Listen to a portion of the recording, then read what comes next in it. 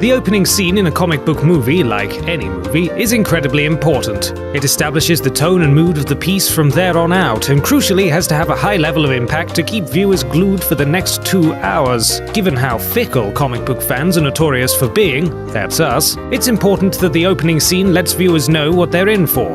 As such, a trend has emerged in comic book films. If you don't have a fantastic opening scene, you probably don't have a fantastic film. And with that in mind, I'm Ben from What Culture, and here are the 10 greatest opening scenes in comic book movie history. Number 10. Bloodbath. Blade. The film begins as a man is lured into a club by a sexy, seductress lady-woman-man-lady, and for a minute, everything seems fine. That is, until blood starts raining down from the ceiling and the guy realizes he's in the wrong place. He's the one human in a nest of vampires. Just as he's about to be devoured by the lustful and hungry and probably sexy vampires, Blade shows up right on cue and starts cleaning house with a shotgun. Wesley Snipes totally nails the scene, easily establishing himself as a badass to be reckoned with, and ending on a fiery note as he sets one vampire aflame and leaves him crisping up for the police to find later. Delicious. Number 9. Nagasaki, the Wolverine. Taking place in a Nagasaki POW camp during World War II, a young Japanese soldier named Yoshida notices 2 bombers overhead and raises an alarm, freeing the American prisoners in the process, Wolverine included, who insists that he join him in a well to escape the blast. Yoshida decides to do so just as Nagasaki is blown to bits by the bomb, but he's not out of danger yet. Logan then uses a metal door to shield Yoshida from the blast further, but it can only do so much, and the fire begins to burn Logan's flesh. Yoshida safe, the fire dies down and he looks on in utter amazement as Logan's skin quickly begins to heal. Before we know it, he's as good as new. A brilliant setup for what's to come and also the most impressive visual depiction of Wolverine's healing factor. Number 8. The customer is always right. Sin City.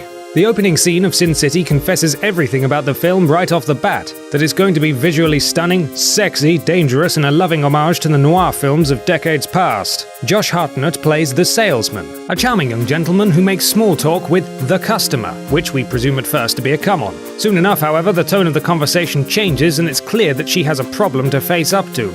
Can he be the man to help her? The two kiss, and then out of nowhere the salesman shoots her with a silenced pistol, and it's over. The salesman then utters a sick quip as we zoom out to reveal the stunning cityscape, complete with a funky bass tune before it transforms into the movie's title. Number 7. The Mixtape, Guardians of the Galaxy. One of my favorite Marvel films to be churned out of Disney's Dream Factory in the last few years, affairs kick off in Guardians of the Galaxy with a fairly gut-wrenching scene where a young mixtape-listening Peter Quill visits his mother's bedside as she passes away after battling cancer. Distraught, Quill runs outside and is promptly abducted by an alien ship before we fast forward to a moody opening on a destroyed planet. Adult Quill, or Star-Lord Man, then removes his mask/helmet thing and starts dancing around to the tunes on his Walkman. It has gravitas, it's very daft, and it perfectly sets up the remainder of the film.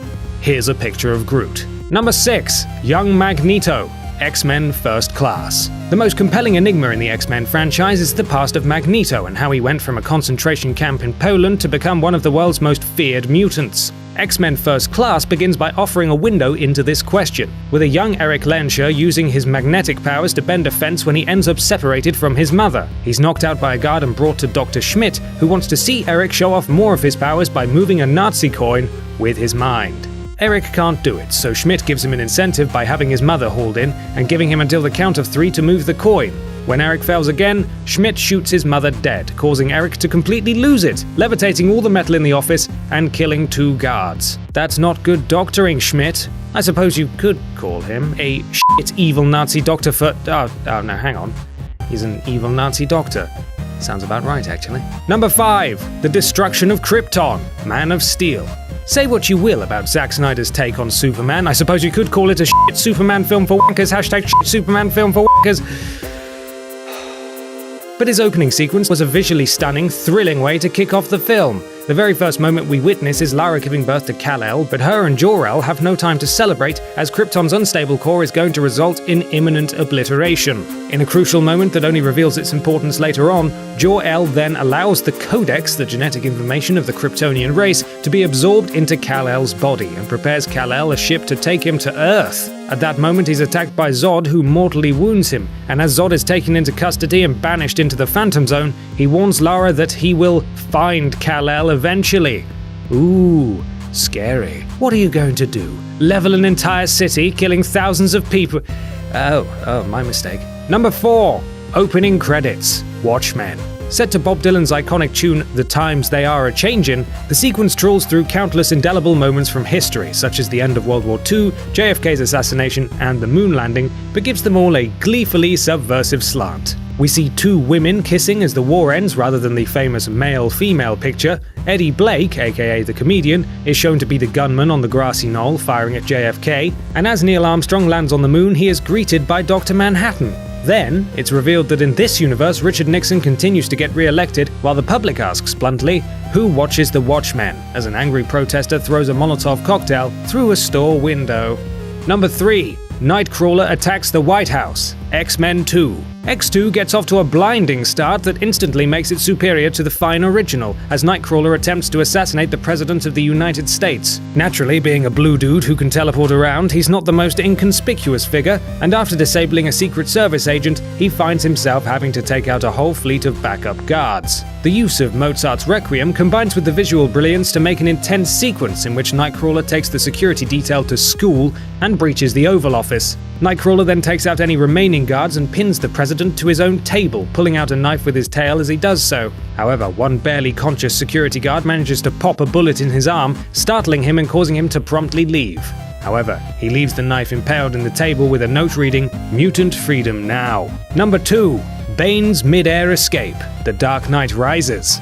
After a brief word from Jim Gordon on Harvey Dent's demise, we cut to a CIA agent who's taken 3 hooded men aboard his plane to interrogate them about Bane's whereabouts. When one of the men speaks up, his bizarre vocal pattern indicates he's no ordinary man, and when the agent removes his hood, it's revealed to be Bane himself. Bane explains how he intended to be captured, and that now he's going to crash the plane with no survivors. And so, Bane's ingenious plan blasts into action, as another plane latches itself onto the plane they're inside, and 4 of Bane's mercenaries assault the plane, killing all the CIA passengers, leaving just Bane, his men, and Dr. Pavel. Bane then siphons some of Pavel's blood into a corpse they load onto the plane to make the CIA believe Pavel is dead, before hooking up to another plane in a harness. And at that moment, the CIA plane is detached, dropping to the ground below while Pavel and Bane soar through the air, still hooked onto the other plane.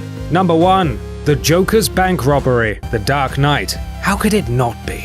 Here, a number of men in clown masks rob a bank in Gotham owned by the mob, with a comment made that the Joker himself, despite orchestrating the heist, has decided not to participate himself, which doesn't sit well with the robbers. As the robbery begins, the robbers all start killing each other to take a bigger share of the pie, before the manager of the bank brandishes a shotgun and takes the guys on, explaining that stealing from a mob bank isn't so smart. They wound the bank manager, and at this point there are 3 robbers left. One is hit by the school bus that crashes into the bank to steal the money, and then one clown shoots the other in the face once the cash is loaded up. The wounded manager then pipes up, challenging the final robber, who removes his mask, revealing himself to be the Joker, uttering the immortal phrase, "Whatever doesn't kill you makes you stranger."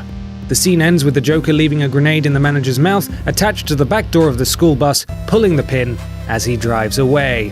And that's our list. Are there any great opening scenes you particularly enjoyed? Let us know in the comments below, and don't forget to like, share, and subscribe. You can even follow me here on Twitter if you fancy. I'm Ben from WhatCulture, and thanks for watching.